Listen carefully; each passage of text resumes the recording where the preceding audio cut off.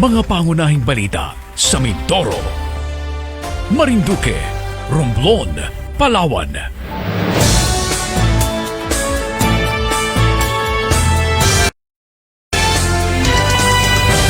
Mimaropa News on the Go.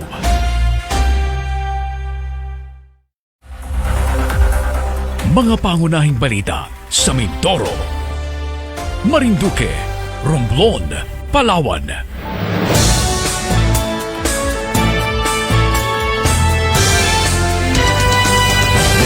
Mimaropa News on the Go.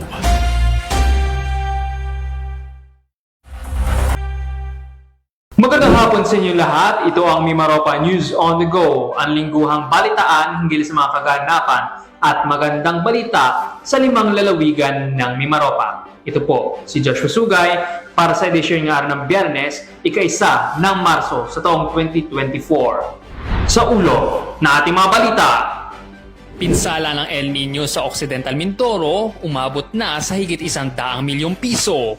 Mga aktibidad ng Department of Social Welfare and Development sa Oriental Mindoro, tinalakay. Dole, nagbigay ng 1.2 milyong pesos sa mga mangingisda sa Mogpog, Marinduque. Unang water dam sa isla ng Sibale, itatayo na. Farmers Field School graduation at hybrid corn derby, isagawa sa bayan ng Rizal. Lifting ng state of calamity sa Pola dahil sa oil spill, idineklara na. Tumako na tayo sa mga balita mula sa 5 lalawigan sa rehiyon. pinsala ng El Nino sa Occidental Mindoro umabot na sa higit 100 milyong piso. Ang balitang yan mula kay Walter Diclina. Umabot na sa higit 100 milyong piso ang halaga ng pinsala sa agrikultura sa lalawigan bunsod ng El Nino. Sa ulat ni Provincial Agriculturist Engineer Alrizo Subiri sa nakaraang Provincial Disaster Risk Reduction Management Council meeting, ay sinabi nito na apektado ng tagtuyot ang mga palay, sibuyas at mangbin ng mga bayan ng San Jose, Rizal, Calintaan, Sablayan, Mamburao, Looc at Lubang. Aniya, higit 2,000 ektarya sa buong probinsya ang wala o kulang na ang tubig para sa mga pananim. Apektado ang kabuhayan ng may 2,369 na mga magsasaka. Ayon pa kay Subiri, inaasahan ng kanilang tanggapan na posible pang tumaas ang datos na kanilang hawak. Bukod aniya sa may ilang bayan ang hindi pa nakakapagsumite ng kanilang damage to crops report, posibleng tumagal ang El Nino hanggang Mayo ayon sa Pag-asa. Sa kasalukuyan, patuloy ang assessment na isinasagawa ng mga bayan sa epekto ng El Nino sa kanilang pananim. Walter Diclina, nag-uulat para sa PA Mimaropa News on the Go. Mga aktibidad ng Department of Social Welfare and Development sa Oriental Mindoro, tinalakay. Nag-uulat si Dennis Nebrejo. Isinagawa kamakailan ng unang malawakang pagpupulong para sa taong ito ng mga Pantawid Pamilyang Pilipino Program o 4Ps Parent Leaders kasama ang mga kawani ng DSWD Mimaropa na ginanap sa Socorro Gymnasium. Tinalakay sa naturang pagpupulong ang roster list para sa unang siklo ng 2024, Pugay Tagumpay Graduation for Exiting Households, Women's Month Celebration, Youth Development Sessions, updates mula sa Municipal Roving Bookkeepers, eleksyon ng bagong Pangulo ng Parent Leaders, gayon din ng official photoshoots ng Municipal Links and Parent Leaders sa munisipalidad. Nagkaroon din ng oras ang lahat ng parent leaders na makapulong ang kanilang mga municipal links upang mas lalong mabigyang linaw at klarifikasyon ang mga estratehiya na ipatutupad sa mga barangay sa darating ng mga buwan. Naging pamamaraan din ito upang maipaabot ng personal ang kanilang mga suwestyon o opinyon para mas bukas na komunikasyon sa pagitan ng programa at mga benepisyaryo nito. Dennis Nebrejo ng PIA Oriental Mindoro nag-uulat para sa Mimaropa News on the Go. Dole nagbigay ng 1.2 million pesos sa mga mangingisda sa Mogpog, Marinduque. Ang balitang yan, alamin mula kay Romeo Mataab Jr. Sa layuning maiangat ang antas ng pamumuhay ng mga nasa laylayan ng lipunan, nagkaloob kamakailan ng livelihood assistance ang Department of Labor and Employment sa mga manggagawang naninirahan malapit sa mga baybaying dagat ng Mogpog, Marinduque. Personal na iniabot ni Dole Marinduque Provincial Director Philip Alano kay Mayor Agosto Leo Libelo ang cheque na nagkakahalaga ng 1.2 million pesos na mapakikinabangan ng nasa 60 mangingisda sa Barangay Argao na ang ilan ay mga magulang ng mga child laborer. Ayon kay Alano, ang pondong ibinigay sa lokal na pamahalaan bilang accredited co-partner ng ahensya ay nanggaling sa kabuhayan program ng DOLE, kung saan inaasahan itong gagamitin sa pagbili ng mga makinang motor na makatutulong para mapahusay ang mga bangkang ginagamit sa pangingisda.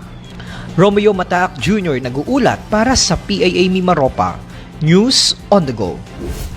Unang water dam sa isla ng Sibale, itatayo na. Ang balitang niyan mula kay Paul Jason Foss. Sisimulan ng itayo ng pamahalaang lokal ng Concepcion ang kauna-unahang water dam na nagkakahalaga ng 14.8 million pesos. Sa ginanap na capsuling ceremony kamakailan, sinabi ni Concepcion Mayor Nicon Fameronag na magiging daan ito para magkaroon ng water sufficiency ang isla at makakatulong para mas palaguin ang pagsasaka, ekonomiya at negosyo sa lugar. Ang dam na ito ay ilalagay sa sitio Gaylang sa barangay Calabasahan na sagana sa mga tubig bukal. May kapasidad itong mag-imbak ng hanggang 400,000 na litro ng malilinis na tubig. Kapag natapos ng proyekto, inaasahan makapagbigay ito ng malinis na tubig sa mga barangay ng Calabasahan, Sampung at ilang bahagi ng barangay Bakawan. Mula Romblon, Paul Jason Foss nag-uulat para sa PIA Mimaropa News on the Go. Farmers Field School at Hybrid Corn Derby isinagawa sa bayan ng Rizal sa Palawan. Ang buong detalye mula kay Orlan Habagan. Umabot sa 70 magsasaka ang nagsipagtapos sa 16 na linggong pagsasanay sa kanilang Farmers Field School on Corn Production. Pagkatapos ng lectures ay diretsyo naman ang mga mag-aaral sa hands-on activities upang agad na mai-apply ang kanilang mga natutunan. Habang ang Hybrid Corn Derby Demonstration Farm ay pinasinayaan naman ng mga seed company. Layunin ng Hybrid Corn Derby na ipakilala sa mga magsasaka ang makabagong teknolohiya at pamamaraan sa produksyon ng mais. Ipinakita rin dito ang tulong ng mga biofertilizer sa pagpapaganda ng kalidad ng kanilang mais. Para sa Mimaropa News on the Go, Orlan Habagat ng PIA Palawan, nag-uulat. Lifting ng state of calamity sa Pola dahil sa oil spill, idineklara na. Panoorin ang balitang ito. Lifting ng state of calamity sa Pola dahil sa oil spill, idineklara na.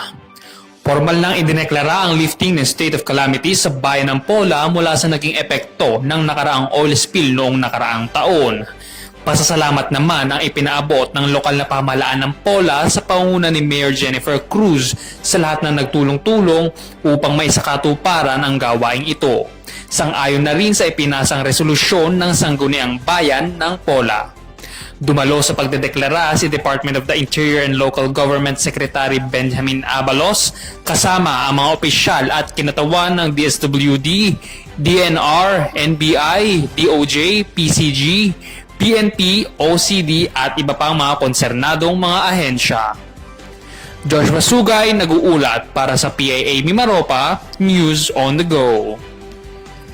At dito nagtatapos ang isa na namang edisyon ng Mimaropa News on the Go. Makibalita, makialam at maging mapanuri sa mga kaganapan sa ating rehiyon.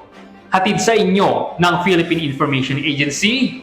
Ito ang Mimaropa News on the Go. Ako si Joshua Sugay. Hanggang sa susunod na edisyon. Magandang hapon!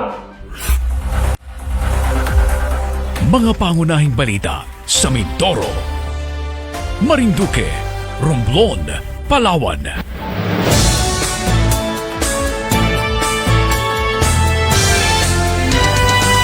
Inyong napakinggan ang Mimaropa News on the Go. News on the Go.